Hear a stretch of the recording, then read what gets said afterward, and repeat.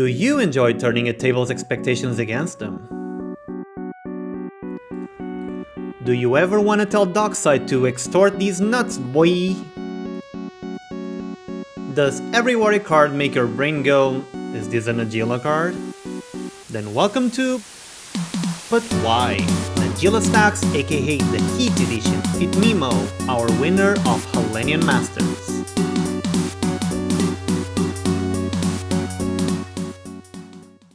Oh hi! Welcome to our very first episode of But Why, featuring the excellent Memo. Just so you know what to expect, But Why is a series created by me, Cicada, where the goal is to really reflect and hopefully expand on how the cEDH community approaches deck building and brewer mindsets, okay? I intend to do both personal brewing as well as interview some success rogues or oddballs from tournaments. For this first episode, I am very happy to start with an incredible player and cEDH mind, Memo, who recently won the Hallenium Masters tournament with a Najeela Stax deck. Memo, thank you so much for joining me for this. I'm truly honored to have you here with me. I think it would be very appropriate to start with the series name as the leading question. But why would you backstab your more common turbo playstyle for the infinitely better stacks? I don't know. That's a good question. So I'm really comfortable with Najeela. That's what I'm known for. That's why I feel comfortable. And because there was a huge prize on the line, a 7th edition foil Final Fortune, I felt like I wanted to play Najeela. So that was my first thought. So first of all, I wanted to play Najeela, and then I just like anticipated the meta being very, very turbo and very greedy, and my turbo Najeela just isn't very good positioned versus faster decks. So I felt like, I don't know, I didn't felt like playing something different. I really wanted to play Najeela. So my thought process was, if I can't beat them because they are faster, but I don't want to join them because I really want to play Najeela, maybe I just give them the heat and play some stacks to slow them down. Yeah, you just fight them. It makes sense. Can you tell us about Hallenium Masters? I know it's related to Hal or Hallenium, which is another community mind. Yeah, exactly. So Hellenium is becoming a father, and we decided to throw a little private charity tournament. So it was like $30 for each player, and all the entry fees were donated to Hellenium. And our good friend Luke decided to throw in some insane prizes for the top four. So it was a foil Final Fortune, like I said, also a foil Tented Pact, a foil Old School Brain Freeze, and a Promos DCI Soul Ring. So great prizes just for a good cause.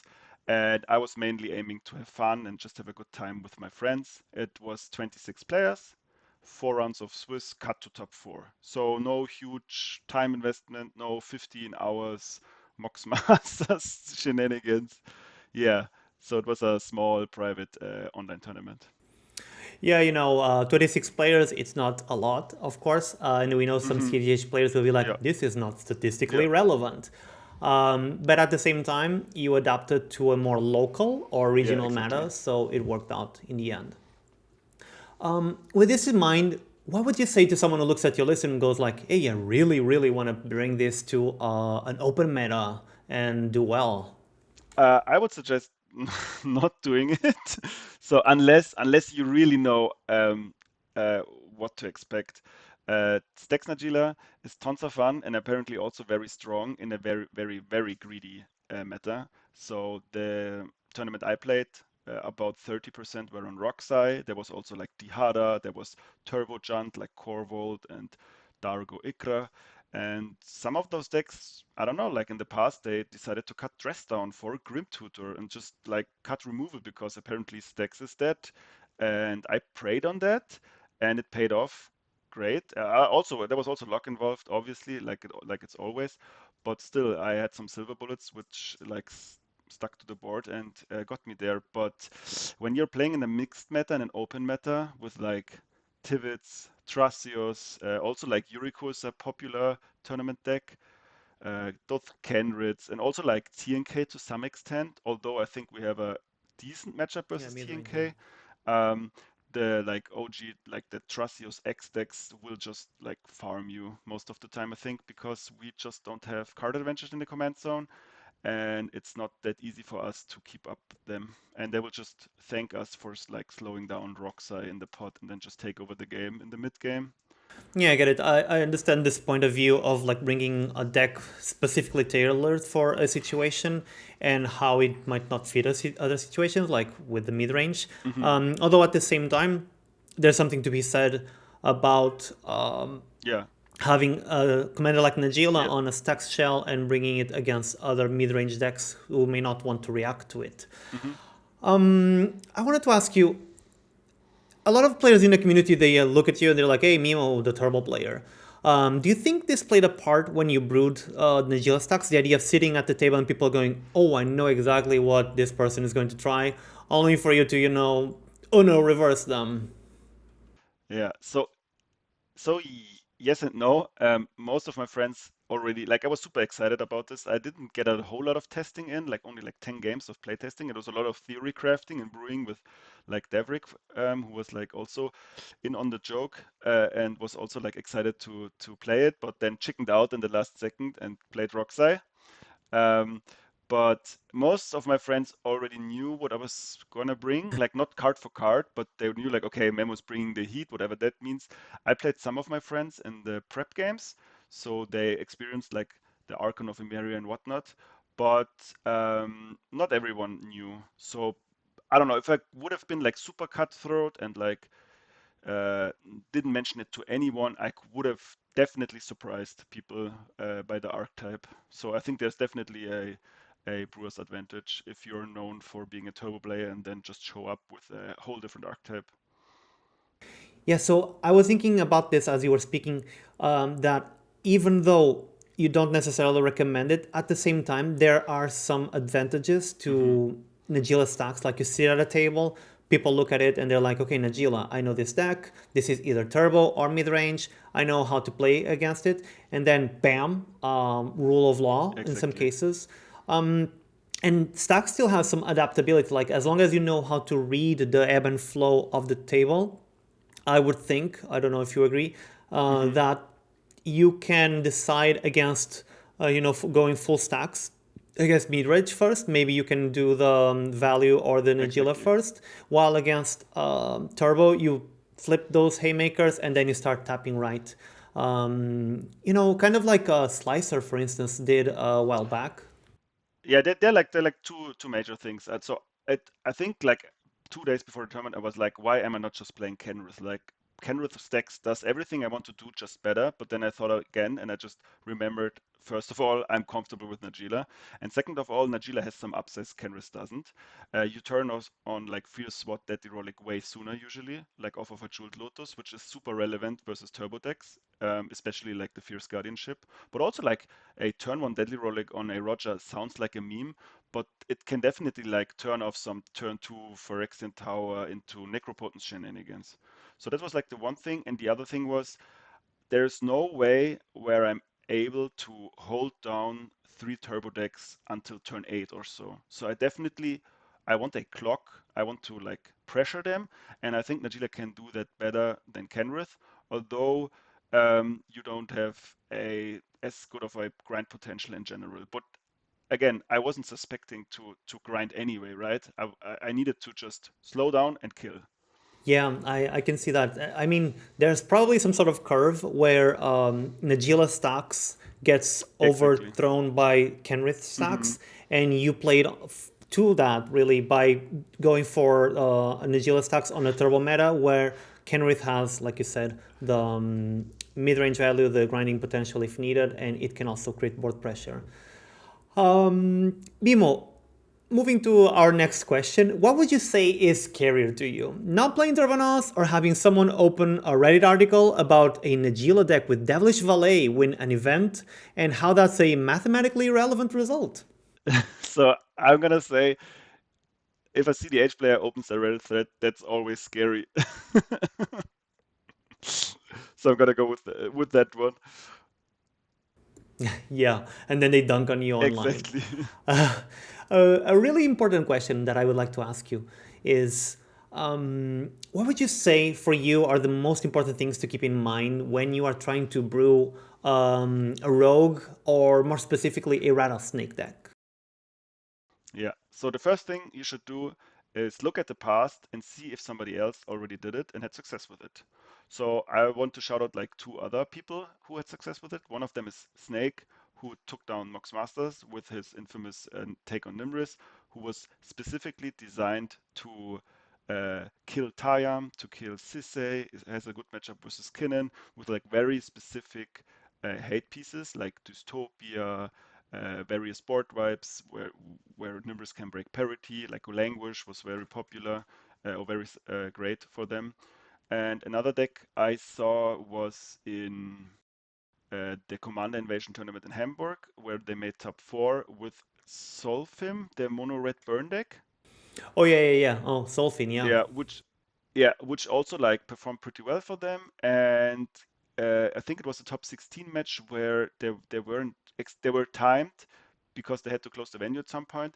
And I think the rule was the one with the highest life total will win. And also, if you know that that's gonna be the rule and you're gonna play a burn deck, you definitely are prepping for the specific meta, right? And I think that's how they advanced to the top four. I'm not super sure how that was, but I think this is a good example to understand how to tackle a certain set of rules or like a meta. Look at the past and see if somebody else was successful with it, and try to learn from their patterns of thinking and try to implement that to the deck or archetype you want to brew and bring to an event. Yeah, and this reminds me actually, I think a year ago or something, there was someone, I forgot their name, they're gonna kill me, but they piloted an Azizon land destruction deck. Very, very successful. I think they landed on top 16 or top 8 Mm-hmm. on Chaos. And again, it was the same mentality, right? Study the meta, study where you want to go, and spring the trap Mm-hmm. and rip the results. And backtracking a little bit, this is basically what you did with Najeela, right? You said it yourself. You very successfully decided not Kenrith. Kenrith is not suited for turbo heavy pots as far as Stax Kenrith goes. And then you just went for the Najeela, slowed it down as fast Mm-hmm. as possible, start tapping sideways and messing them up. And as a follow up, like how did it feel for you to pilot this deck in real time in a tournament? What were you looking out for, and what were the signs for you that you were winning? Besides, having 525,600 tokens. So one thing that was like the plan, that like I said, there wasn't a lot of playtesting involved, like less than 10 games. But in theory, the idea was to have an early stacks piece as early as turn one in an ideal world, like something like Land Crypt Archon of Emeria, right? And then follow up immediately with Najeela, turn two. And because you have to, like we said, you have to develop the clock, you have to develop the pressure. So in an ideal world, I have a turn one stacks piece into a turn two Najeela, and then turn three we either drop another stacks piece or a value engine like either Samut or something different, like another warrior like Katsil or the Devilish Valet came in handy, stuff like that. So that was like the play pattern I was aiming for. In my round one, I found a Jeweled Lotus plus Fierce into like turn two Archon, and I felt comfortable keeping that because I felt like, okay, I'm going third, two turbo decks ahead. I will have a Fierce for turn two, and hopefully this gives me my turn two, which then sadly didn't happen. But I still think it was the correct keep. So that's just another example where in Najeela, like in that scenario, I wouldn't have had the option to have a turn one Kenrith with Fierce, for example. But yeah, those are like the play patterns I was looking out for. And yeah, and like generally when you play versus turbo decks or decks that are faster than you, I'm also prioritizing just dumping mana. Like especially versus Dihada or Roxai, you can assume that they will try to heal.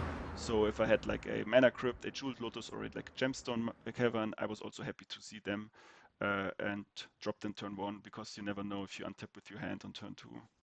Yeah, that makes perfect sense.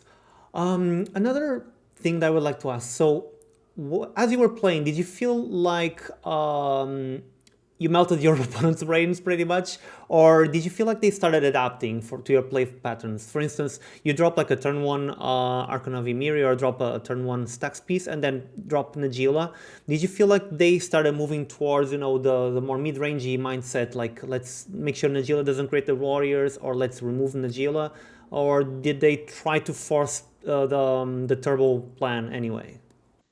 Uh, no, because like what is super interesting when you're playing a stack and you face multiple turbo decks, it creates a weird dynamic, in my opinion, because they all want to remove it, but they actually don't want to remove it at the wrong time. So in one of my games, I got to deploy a Manglehorn and I had a Fierce Guardianship in hand.